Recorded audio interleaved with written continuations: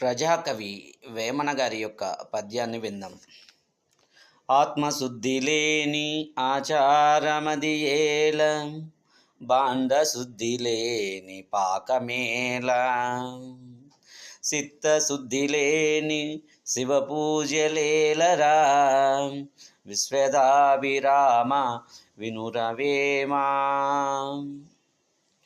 డాంబికాలు పలుకుతూ ఆత్మశుద్ధి లేనటువంటి పూజలు అనవసరం.